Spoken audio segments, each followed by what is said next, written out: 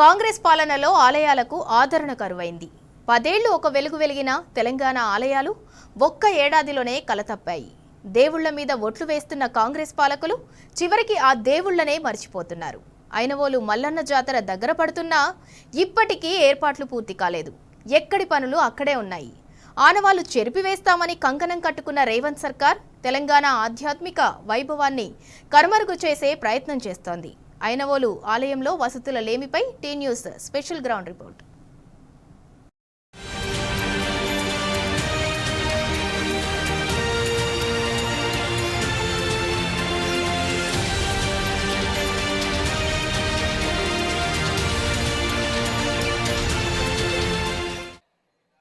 తెలంగాణలోని ప్రముఖమైనటువంటి శైవ క్షేత్రాల్లో ఒకటి ఐనవోలు మల్లికార్జున స్వామి ఆలయం. ముఖ్యంగా ప్రధానంగా ఈ ఆలయానికి సంబంధించినటువంటి ఉత్సవాలు, జాతర ఇటు సంక్రాంతి మొదలుకొని ఉగాది వరకు జరుగుతూ ఉంటుంది. ముఖ్యంగా అంటే సంక్రాంతి అంటే ప్రధానంగా ఆ 3 రోజుల పాటు సంక్రాంతి, భోగి, కనుమ ఈ 3 రోజుల పాటు ఇక్కడ జాతరకు సంబంధించి పెద్ద సంఖ్యలో భక్తులు వచ్చి దర్శించుకుంటూ ఉంటారు. అంతకుముందే అంటే డిసెంబర్ 16వ తేదీనే దిష్టి కుంభంతో ఈ జాతర మొదలవుతూ ఉంటుంది. దిష్టి కుంభంతో మొదలయ్యేటువంటి ఈ జాతర ఉగాది వరకు కొనసాగుతుంది. మధ్య మధ్యలో అంటే శివరాత్రి సందర్భంగా కావచ్చు, సంక్రాంతి సందర్భంగా కావచ్చు భక్తులు పెద్ద సంఖ్యలో తరలి వచ్చే పరిస్థితి ఉంటుంది. జాతర కూడా ఘనంగా జరుగుతూ ఉంటుంది. అయితే పోయిన సంవత్సరం వరకు గత బీఆర్ఎస్ హయాం వరకు ఈ జాతరకు సంబంధించి గత బీఆర్ఎస్ హయాంలోనే అంటే గత 10 ఏళ్ల క్రితం వరకు ఉమ్మడి ఆంధ్రప్రదేశ్ సంబంధించినటువంటి ఆ కాలంలో ఐనవోలుకు ఖ్యాతి లేదు. ఇక్కడికి సంబంధించినటువంటి అభివృద్ధి జరగలేదని మనం అర్థం చేసుకోవాల్సి ఉంటుంది. తెలంగాణ రాష్ట్రం ఏర్పడిన తర్వాత ఐనవోలు మల్లికార్జున స్వామికి సంబంధించినటువంటి ఈ క్షేత్రాన్ని అభివృద్ధి చేసిన పరిస్థితి మనం స్పష్టంగా చూస్తూ ఉన్నాము. ముఖ్యంగా ఈ ఆలయానికి సంబంధించినటువంటి ఈ క్షేత్రానికి సంబంధించినటువంటి సమీక్ష కూడా ఇప్పటి వరకు జరగని పరిస్థితి. ఈ జిల్లాకు సంబంధించి వరంగల్ జిల్లాకు సంబంధించి దేవాదాయ శాఖ మంత్రి కూడా కొండా సురేఖ గారు ఉన్న సందర్భంలోనూ ఒక సమీక్ష లేదు. జాతర ఎలా నిర్వహించాలనే దాని మీద ఒక స్పష్టమైనటువంటి ఒక ప్రణాళిక లేదని మనం చెప్పాల్సి ఉంటుంది.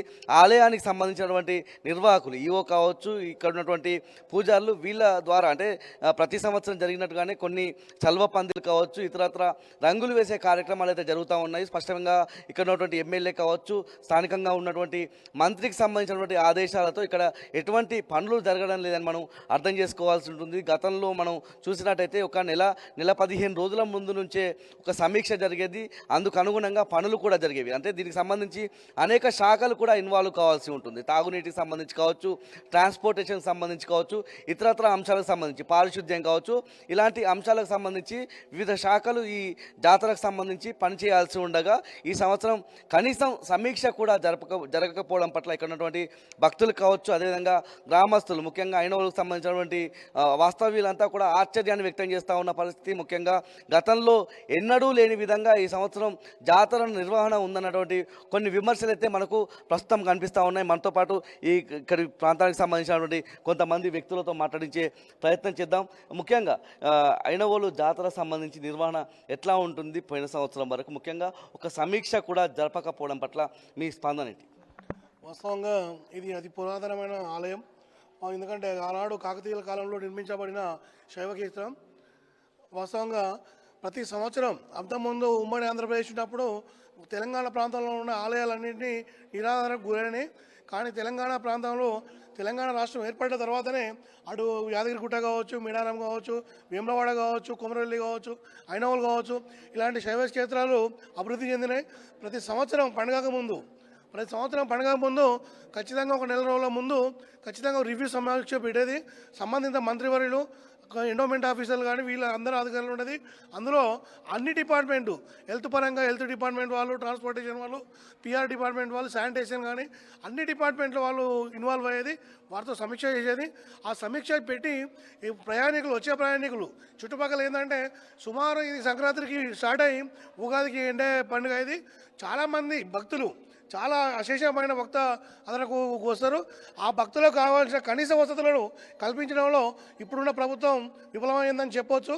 ఎందుకంటే గత డిసెంబర్లో నూతనంగా ఏర్పడ్డ ఈ కాంగ్రెస్ పార్టీ వచ్చిన తర్వాత కేవలం వాళ్ళు అప్పుడు వచ్చిన తరుణంలో ఎక్కువ సమయం లేనందున కేవలం అడాక్ కమిటీతోనే నడిపించింది. కానీ ఇప్పుడు వాళ్ళు వచ్చే సంవత్సరం అవుతుంది. ఈ సంవత్సరంలో పాటు ఇప్పటికీ ఒక నిర్మాణాత్మకమైన కమిటీ చేయలేదు. కమిటీ చేయకపోగా మన సంబంధిత దేవాదాయ శాఖ మినిస్టర్ కూడా మన జిల్లాకు చెందిన వారు కానీ ఇప్పుడు కనీసం ఉన్న ఎమ్మెల్యే గారు కానీ ఈ గుడి పట్ల చిన్నచూపు చూస్తున్నారు. ఇది మంచి పద్ధతి కాదు. ఎందుకంటే అశేషమైన భక్తులు వస్తారు. భక్తులకు ఇబ్బంది కలగకుండా చూడాల్సిన బాధ్యత ప్రభుత్వాలపై ఉన్నది. కాబట్టి ఇప్పటికైనా ఖచ్చితంగా ఒక రివ్యూ సమావేశం పెట్టి ఖచ్చితంగా భక్తులను అన్ని రకాలుగా ఆదుకోవాలని ఈ ప్రభుత్వాన్ని మేము డిమాండ్ చేస్తున్నాం. ముఖ్యంగా ఐనవోలు లాంటి టెంపుల్ కావచ్చు, అంటే తెలంగాణకు సంబంధించి ఉమ్మడి వరంగల్ జిల్లా మనం చూసుకున్నట్టయితే ఇటు ఐనవోలు కావచ్చు, కొమరవెల్లి ఆలయానికి సంబంధించి కొమరవెల్లి ఆలయానికి ఆలయ కమిటీ వేసి ఈ ఏదైతే ఐనవోలుకు వేయకపోవడం పట్ల ఎట్లా చూస్తూ ఉన్నారు. ముఖ్యంగా ఆలయ కమిటీ ఉంటే ఎలాంటి నిర్వహణ ఉంటుంది, ఇవాళ ఈ నిర్వహణ లోపాన్ని మనం ఎట్లా అర్థం చేసుకోవాల్సి ఉంటుంది. వాస్తవంగా ఐనవోలు దేవస్థానం అనేది సంక్రాంతికి స్టార్ట్ అవుతుంది. తర్వాత కొమరవెల్లి మహాశివరాత్రి రోజు స్టార్ట్ అవుతుంది. ముందుగా జరగాల్సిన పండుగకు కమిటీ చేయకపోగా కొమరవెల్లికి కమిటీ చేయడం వల్ల వాస్తవంగా వాళ్ళ ప్రభుత్వంకి ఎలాంటి చిత్తశుద్ధి ఉందో కనబడుతుంది. ఎందుకంటే వాళ్ళ వాస్తవంగా ఒక నిర్మాణాత్మక కమిటీ ఉన్నప్పుడే అన్ని రకాల పర్యవేక్షణ ఉంటాయి. భక్తులకు ఎలాంటి ప్రాబ్లమ్స్ ఉన్నా కూడా ఎలాంటివి ఉన్నా కూడా ఖచ్చితంగా ఒక పర్యవేక్షణ ఉంటుంది. కాబట్టి ఖచ్చితంగా కమిటీ చేయాలి. కమిటీ అయినప్పుడు ఎవరికి వారే అన్నట్టు ఉంటుంది కాబట్టి ఖచ్చితంగా చేయాలి. ఇంకోటి ఏంటంటే చాలామంది హైదరాబాద్ నుంచి కూడా వస్తారు భక్తులు. హైదరాబాద్ చుట్టుపక్కల నుంచి కూడా భక్తులు రావడం జరుగుతుంది. ముందుగాలో ఐనవోలు దర్శనం చేసుకున్నాక ఐనవోలు మల్లికార్జునకి బోనాలు చెల్లించిన తర్వాత ఇటు నుండి వెళ్ళి మళ్ళీ కొమరవెల్లి కూడా చెల్లించుకుంటారు. ఇది ఒక ఆనవాయితీ. ఈ లోపాలు కావచ్చు, ముఖ్యంగా కనీసం ఒక సమీక్ష ఏర్పాటు చేయకపోవడాన్ని ఈ ప్రాంతవాసులు ఎట్లా చూస్తూ ఉన్నారు?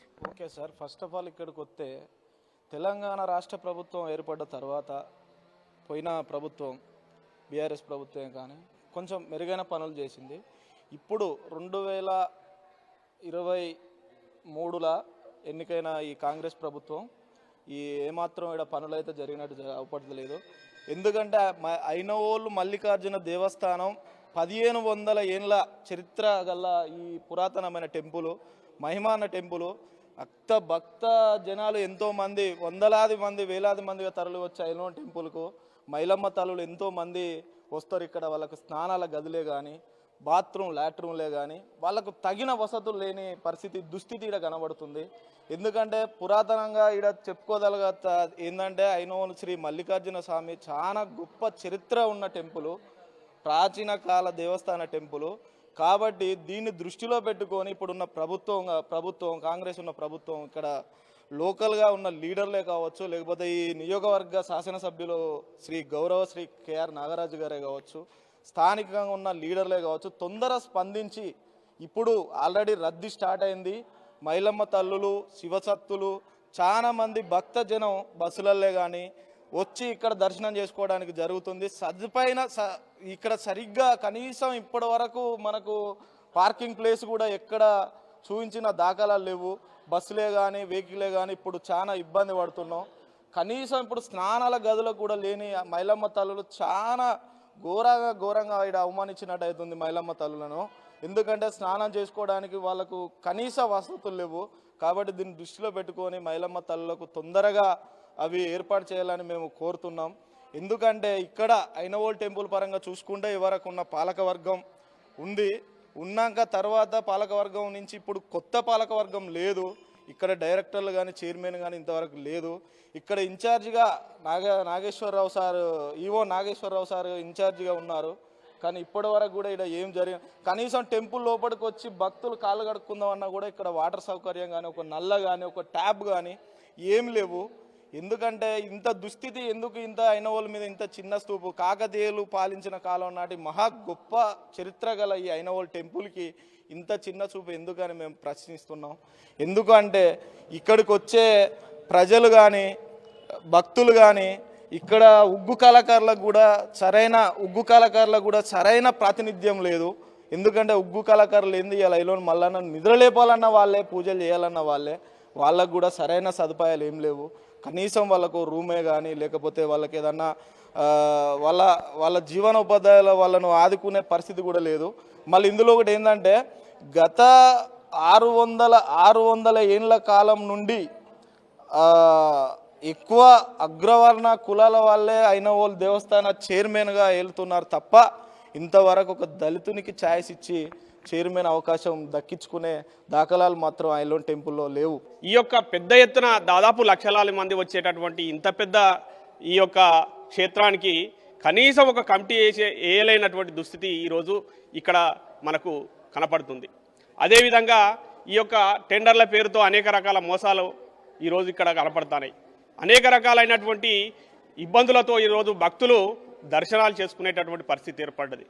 దీనికి కారణం ఇక్కడ ఉన్నటువంటి అధికారులు కావచ్చు, ప్రజాప్రతినిధులు కావచ్చు, పూర్తి స్థాయిలో గతంలో వచ్చినటువంటి అడప్ కమిటీతోని ఈ యొక్క జాతర ముగిస్తూ ఇప్పటికైనా ఒక నెల ముందు ఇక్కడ ఉన్నటువంటి స్థానికంగా ఉన్నటువంటి దేవాదాయ శాఖ మంత్రి ఉన్నారు. కనీసం ఎండోమెంట్ సంబంధించిన అధికారులతో ఒక సమీక్ష చేసి ఇక్కడ పూర్తి స్థాయిలో ఏ విధంగా వసతులు ఉన్నాయి, వచ్చేటటువంటి భక్తులకు ఏ విధంగా మనం సౌకర్యాలను కల్పించాలనేది కనీసం సోయలేనటువంటి ప్రభుత్వంలో ఈరోజు ఇక్కడ ఉన్నది. కాబట్టి దీన్నైనా ఇప్పటికైనా కూడా ఇక్కడ ఉన్నటువంటి శానిటేషన్ కానీ, లైటింగ్ కానీ, పార్కింగ్ కానీ అనేక రకాలైనటువంటి సౌకర్యాలను కల్పించి ఈరోజు భక్తులకు పూర్తి స్థాయిలో సహకారం చేసి ఈ యొక్క వెంటనే ఇప్పటికైనా స్పందించి వెంటనే ఒక కమిటీని నియమిస్తే వారి కార్యనిర్వాహక కార్యకలాపాలు అనేది వాళ్ళు చేసుకోవడానికి వీలుంటుంది. కాబట్టి ఈ యొక్క కనీస సౌకర్యాలు అనేది ఈరోజు భక్తులు అనేక రకాల ఇబ్బందులు పడుతున్నారు. కనీసం వాటర్ సోర్సింగ్ కూడా లేనటువంటి పరిస్థితి. ఈవో గారు కనీసం ఇప్పుడు స్టార్ట్ అయినటువంటి ఉన్నది, ఈవో గారు కూడా పట్టించుకోలేనటువంటి దుస్థితిలో ఉన్నది. కాబట్టి దీన్ని ఇప్పటికైనా కూడా ఈ ప్రజాప్రతినిధులు, అధికారులు పూర్తి స్థాయిలో దీన్ని పూర్తి సౌకర్యాలను నెలకొల్పాలని కోరుకుంటున్నాను. మనతో పాటు ఇప్పుడే పూజలు చేసుకుని వచ్చినటువంటి ఒక భక్తులు ఉన్నారు. మీరు ఎక్కడి నుంచి వచ్చారు? హైదరాబాద్ నుంచి అండి. అంటే ఇవాళ జాతర దగ్గర పడుతున్న క్రమంలో ఇక్కడ ఏర్పాట్లు ఎట్లా ఉన్నాయి, ముఖ్యంగా మీకు ఇక్కడికి వచ్చిన క్రమంలో నీటికి సంబంధించినటువంటి వసతులు కావచ్చు, ఇవన్నీ ఎట్లా ఉన్నాయి? ఇప్పుడు అనుకున్నట్టయితే ఇప్పుడు మా ఇంటి విలువేలు శ్రీ మల్లికార్జున స్వామి ప్రతి సంవత్సరం నేను దర్శనానికి వచ్చి కళ్యాణం చేసుకొని పోతాను. కొంచెం ఈసారి ఎందుకంటే వసతులు ఎలా ఉంటాయని కూడా మేము ముందే వచ్చినాం. అయినా కూడా ఇప్పుడు శ్రీ మల్లికార్జున స్వామికి 7 వారాలు, ఎందుకంటే 7 వారాలు నెల ముందు నుంచి మనకి పూజలు పురస్కారాలు స్పెషల్గా ఈ మల్లికార్జున స్వామి అందుకుంటాడు. కాబట్టి దీనికి ఇక్కడి నుంచి అయినా కానీ నెల 15 రోజుల ముందు నుంచి 45 డేస్ ముందు నుంచి చేస్తే ఇక్కడ సౌకర్యాలు ఇంకా బాగా చేస్తే ఇంకా భక్తులు కూడా ఇంకా బాగా పెద్ద ఎత్తున వస్తారు. పెద్ద ఎత్తున వచ్చి మల్లికార్జున స్వామి దర్శించుకొని పోతారు. కాబట్టి మీరు ప్రభుత్వాన్ని కానీ, ఇక్కడ ఉన్న ఆఫీసర్లను కానీ, ఇక్కడ లోకల్ లీడర్లు కానీ ఇక్కడ దైవ దర్శనం వచ్చేందుకు ఎలాంటి ఇబ్బందులు కాకుండా చూసుకోవాలని మనస్ఫూర్తిగా కోరుకుంటున్నాము. ప్రతి సంవత్సరం ఎన్ని రోజుల ముందు వస్తారు? జాతర సమయంలో కూడా వస్తారు? భోగి రోజు లేకపోతే ఒక వారం ముందు వస్తుంది. ఈసారి ఇంక ముందు ఒక వారం వచ్చామండి. ఎప్పుడైనా సరే అప్పటికిప్పటికి చేయాలి. ఇక్కడ డెవలప్మెంట్ పబ్లిక్ పెరుగుతుంది కాబట్టి ముందు భక్తులకు ఎలాంటి ఇబ్బంది జరగకుండా ఇంకా డెవలప్మెంట్ చేస్తే భక్తులకు ఎలాంటి ఇబ్బంది జరగకుండా అనేది కోరుకుంటున్నాం. ఇక్కడ ఒక భక్తులు మీరు హైదరాబాద్ నుంచి వచ్చారు కాబట్టి ముఖ్యంగా ట్రాన్స్పోర్టేషన్ విషయంలో కావచ్చు, ఇక్కడికి వచ్చేటువంటి రోడ్ల విషయంలో కావచ్చు, ఇక్కడికి వచ్చినటువంటి సమస్యల విషయంలో కావచ్చు, ఏం చెప్తారు? ప్రభుత్వానికి ఏం విన్నవిస్తారు?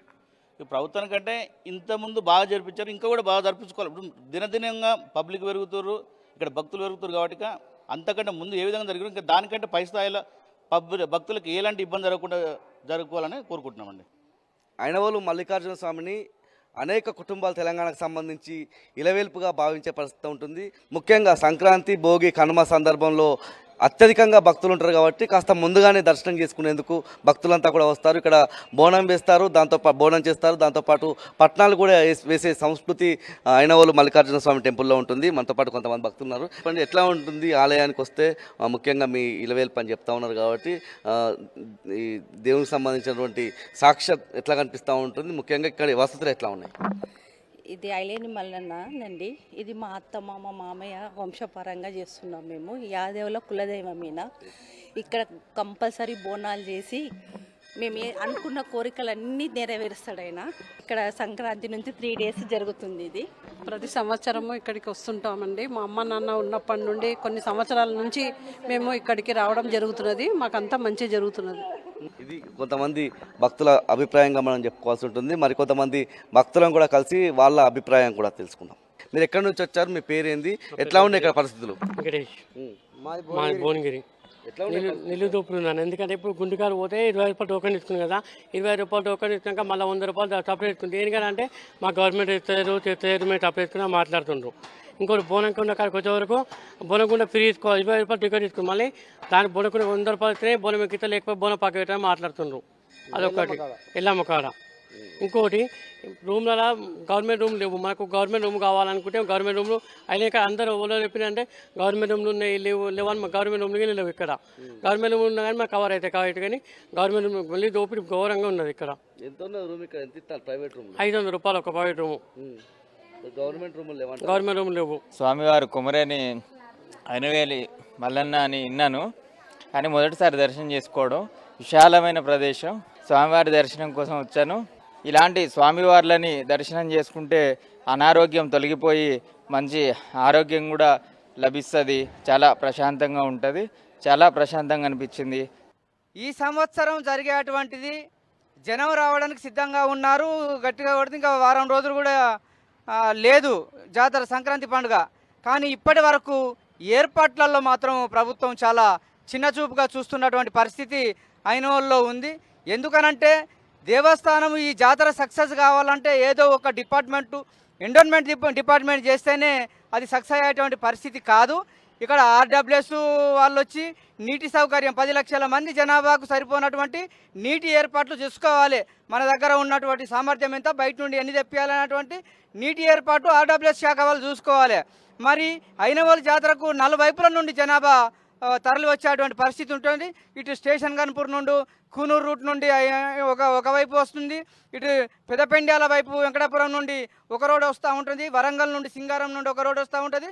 మెయిన్గా ప్రధానంగా వరంగల్ నుండి పుండేల్ క్రాస్ నుండి వచ్చేటువంటి జనం తాకిడి విపరీతంగా ఉంటుంది. కానీ 4 వైపులా ఈ రోడ్లకు సంబంధించినటువంటి చిన్న చిన్న ప్యాచ్ వర్కులు మరమ్మతులు చేయడం కానీ, అదేవిధంగా రోడ్డు వైపులో ఉన్నటువంటి ఇరువైపులా ఉన్న చెట్లను నరికించడం, ఎలాంటి పరిస్థితి ఏర్పాట్లు ఇప్పటి వరకు చేసినటువంటి పరిస్థితి లేకుండా పోయింది.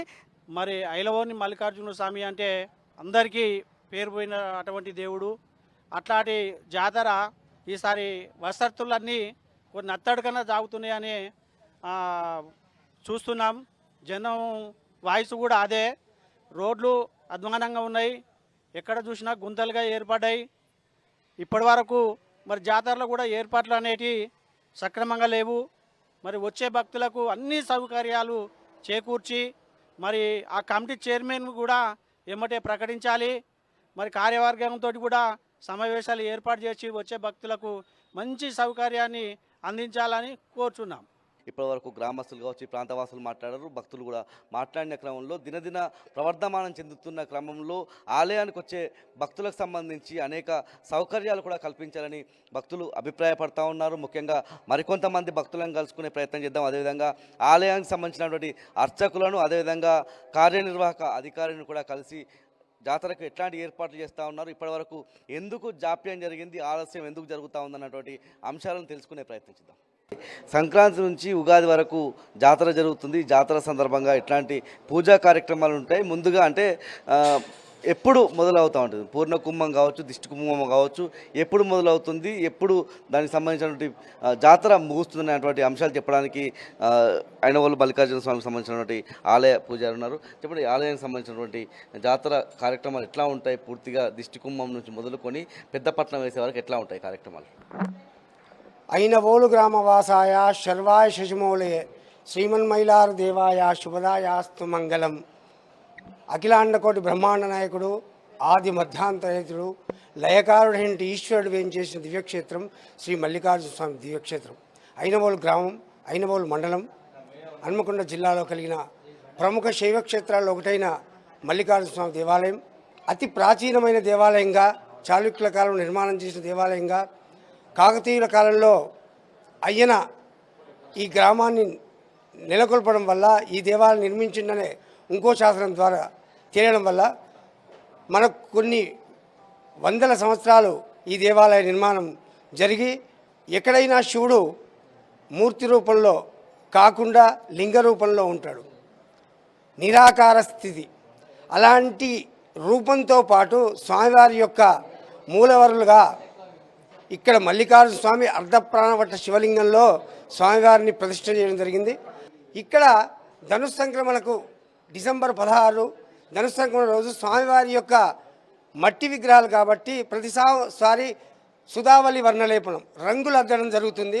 ఆ తర్వాత స్వామివారికి దిష్టి కుంభం, ఆ స్వామివారి యొక్క దృష్టి జనం మీద కాకుండా ఆ దృష్టి మీద బియ్యం రాసిపోసి దాని దృష్టి ఆ విధంగా తీసి స్వామివారి యొక్క అభిషేక కార్యక్రమాన్ని పూర్తి చేసి దర్శనానికి పంపించడం జరుగుతుంది. అక్కడి నుంచి మొదలైన కార్యక్రమం సంక్రాంతి పర్వదినాన్ని పురస్కరించుకొని సంక్రాంతి, భోగి, కనుము ఈ 3 రోజులు లక్షలాది మంది స్వామివారిని దర్శించుకుంటున్నారు.